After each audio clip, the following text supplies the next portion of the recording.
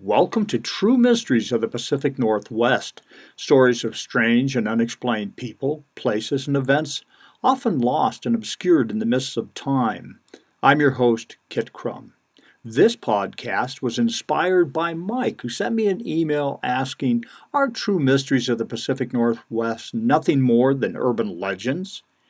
And I was also inspired by a book I checked out from the Rogue Valley Metaphysical Library in trying to answer that question. The book was written by an authority who shall remain nameless. The book contains some events that are no more than a figment of someone's imagination or an urban legend, like the dog that ate a tiny cell phone and every time someone called his stomach would ring. Some were started by celebrities, like Mickey Rooney, claiming that he had influenced Walt Disney to call his cartoon mouse Mickey Mouse. Then there is the urban legend about Elvis Presley giving a Harley-Davidson motorcycle to actor James Dean. Well, sorry, none of these happened. Before I reveal my favorite urban legends, I need to explain how I separate real and true from something invented by a person with an ulterior motive or an urban legend. Occasionally I do find a witness or participant to an event that can't be explained away and are willing to talk about it. But that's the exception, not the rule. Most people are reluctant to admit that they saw a ghost or heard strange laughter when they were home alone for fear of being ridiculed. When an event is brought to my attention, or I'm intrigued by a story on the internet, my search for sources begins. I'll start with the photograph of a pterodactyl that appeared on the internet that allegedly dates back to the American Civil War in 1864. According to the story behind the mystery image, a giant flying creature was shot down by soldiers around 1864 near the city of Vicksburg. The story says that the soldiers said the creature was like some kind of unknown bird or monster. In a surprising twist of the story, a second photograph appeared on the internet that showed a similar scene, a pterodactyl surrounded by men in front of a barn. Now, the people I talked to when I contacted authorities at several newspapers in Virginia said that the one photograph in front of the barn was fake. Now, if you drop me a line at kitkcrum@gmail.com, I'll send you a copy of the two photographs and you can decide for yourself. In my research, I found that the photograph of the pterodactyl matched one that was seen by somebody in Eugene, Oregon just a few years ago, about 2011, as a matter of fact.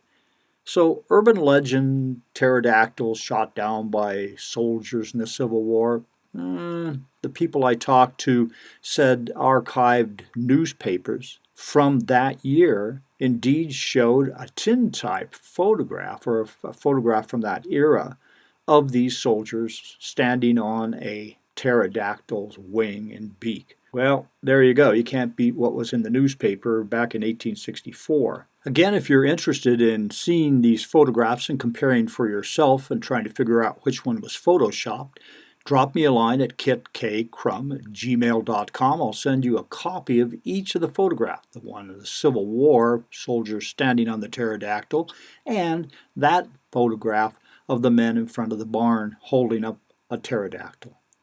Well, urban legends and true mysteries of the Pacific Northwest were produced here at Night Owl Sound Studio. I'm your host, Kit Crum. And now, Joanna Bright and the Dungeness Bay Cozy Murder Mystery continues.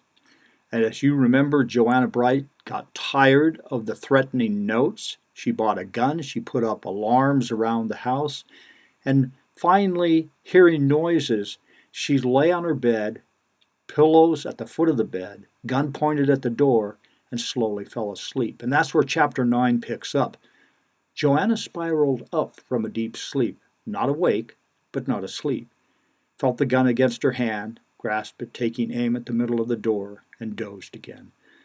Outside, Alex stood in front of his taxi, hands on his hips, staring at the landing and the apartment door, wondering why she hadn't come out, not responding to the sound of tires on gravel this early in the morning.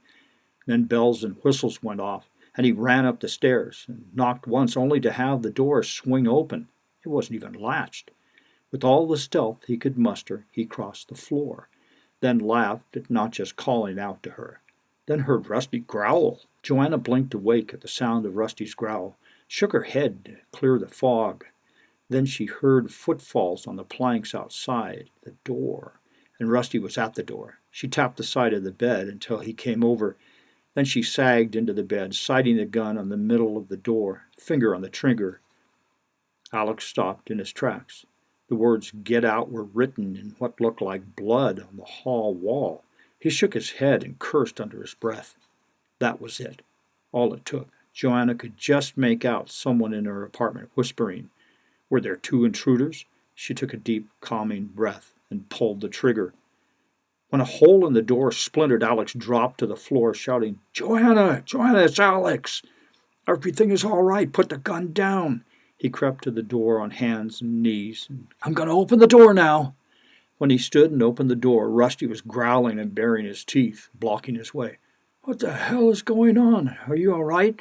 Your front door was open and someone wrote a note on your hall wall." About 10 or 11, someone down in the apothecary moaned so loud that it came up through the floorboards. Honestly, I'm about done with all this ghost stuff. And what are you doing here so early anyway? I was concerned. When you didn't respond to the sound of my tires on the gravel this early in the morning, I came upstairs. Your door wasn't even latched, so I came in, not sure what to expect. Get out of here. Let me get dressed. Oh, okay. How about I fix breakfast? Perfect. I found something in that last chapter of the manuscript I'd like to show you. Maybe over eggs and hash browns. Okay, I'll see what I can do. Joanna was pleased when she came into the kitchen. Alex had not only made breakfast, but set the table and placed the manuscript in the middle. "Have a seat," Alex said. He served up the breakfast, putting a plate in front of her. "What did you find in the manuscript?" "Read the last chapter and give me your impression," and then forked into the eggs. "Hey, where's Rusty?" Alex looked up from the manuscript. "Kibble on the landing." "Thank you for that. He's been quite a companion through all this." He washed, she dried. They decided to tackle the apothecary first, then dig into the manuscript around dinner time. While Joanna began cleaning bottles and shelves nearest the door and virtually the only source of light, Alex was going around replacing light bulbs. "I hope all these light bulbs aren't more than the old circuits can bear. I'm going up to the loft." "Watch yourself on those steps. They look pretty rickety." She stopped her cleaning and watched Alex move up the steps and was about to go back to the shelf she'd been working on when he called down to her.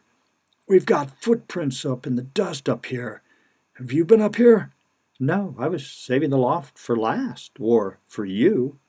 Alex stepped to the edge of the loft, then turned and leaned on the rail. He was saying something when the rail gave way, and he somersaulted backwards over the edge and down the 15 feet to the plank floor below, landing on his back. Joanna ran to his side, but he was unconscious. There was no blood, but she was afraid to move him and decided to make a run into town in his taxi.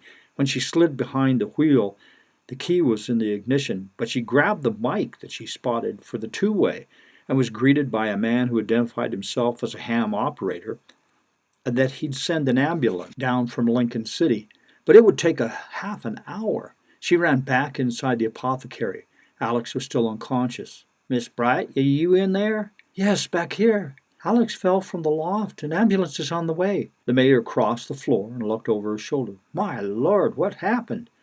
"I'm not sure, but I think he was leaning on the rail and it couldn't support his weight." The mayor seemed at a loss for words. "Is there anything I can do?" "I think you should contact the sheriff." "Certainly. Oh, wait, I think he's at the morgue in Lincoln City.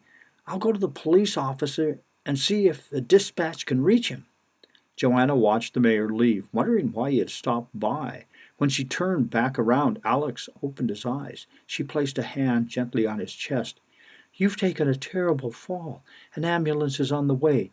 You shouldn't try to move." His lips moved, but the words came out in a whisper. "What?" she said, and leaned down close, then straightened up looking down at Alex, who had closed his eyes again. "Cell phone? Why would you mention your cell phone?" "Well, unless there is something on it you want me to see." When the ambulance finally arrived, it was followed by the sheriff. "Miss Bright, could I have a word?" She stood next to the sheriff. Together they watched as Alex was carried out on a stretcher to the ambulance. "Ma'am, how well do you know Alex?" "He's been a good friend. Why?" "Alex Jenner has become a person of interest in a local homicide. I'd appreciate it if you'd come down to the police station to answer a few questions.